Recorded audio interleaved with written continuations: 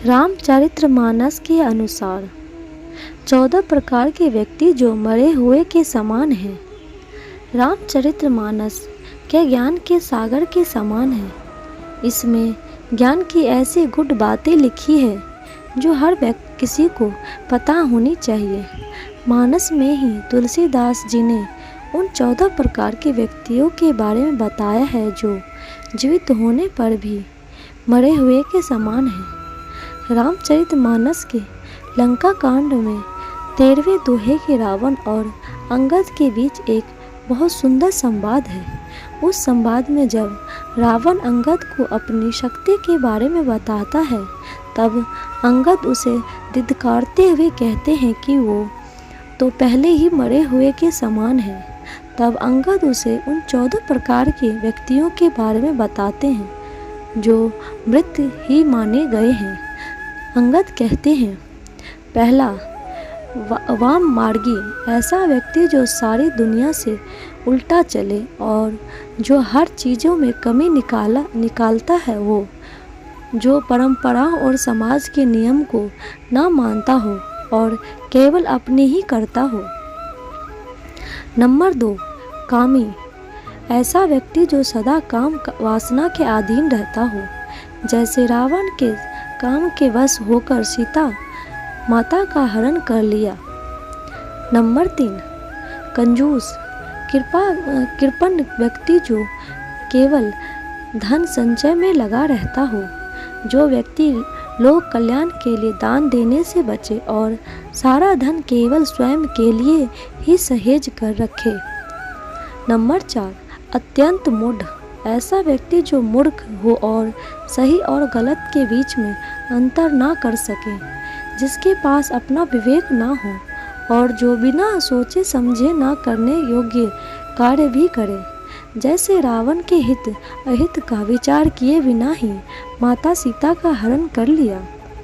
Number 5, अत्यंत दरिद्र, दरिद्रता को भी शास्त्रों में श्राप माना गया है। ऐसा व्यक्ति जो अत्यंत दरिद्र हो वो भी मृत ही है। इसका वास्तविक अर्थ यह है कि जो दरिद्र हो उसे तुत्कारना नहीं चाहिए, क्योंकि वो पहले से ही कठिन जीवन जी रहा है। यथा संभव उसकी सहायता करनी चाहिए।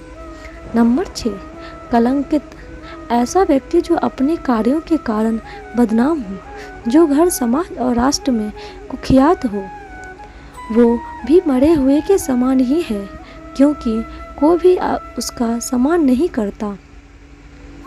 नंबर 7, अत्यंत वृद्ध, अत्यंत वृद्ध व्यक्ति भी मरे हुए के समान है, किंतु वो अक्षम और दूसरों पर आश्रित हो जाता है। उसकी शक्ति और बुद्धि दोनों अक्षम हो जाते हैं और परिवार वाले भी उसकी मृत्यु की कामना, ताकि उसे उस कष्ट से मुक्ति मिल सके।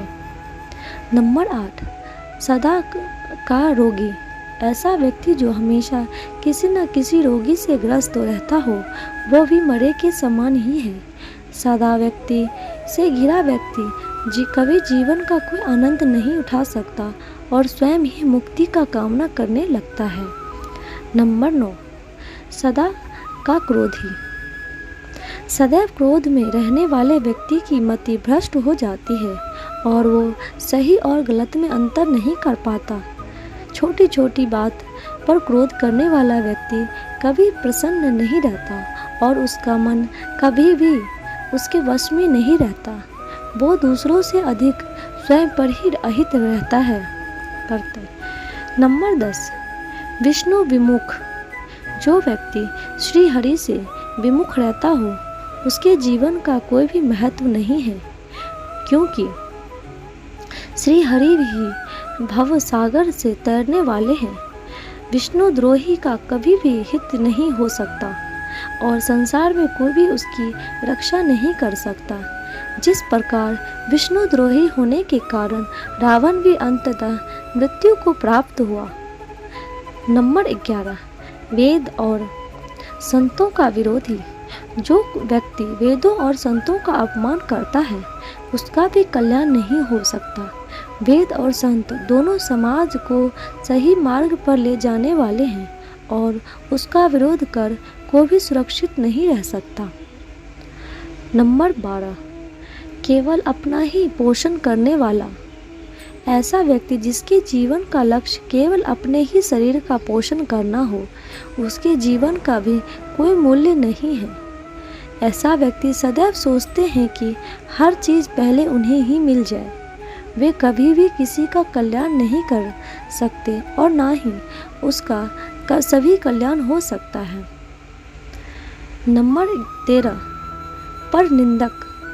जो सदैव दूसरों की निंदा करता हो, उसका कोई भी भविष्य नहीं होता। ऐसा व्यक्ति सदैव दूसरों को दोष देखते हैं और स्वयं के दोष को समझकर उसका निवारण करने में असमर्थ रहते हैं। नंबर 14, पाप की खान। जो व्यक्ति सदैव पाप कर्म में लिप्त रहता हो और पाप के कर्मों से अपने परिवार का पालन करता हो, वो भी कभी सुखी नहीं हो सकता है।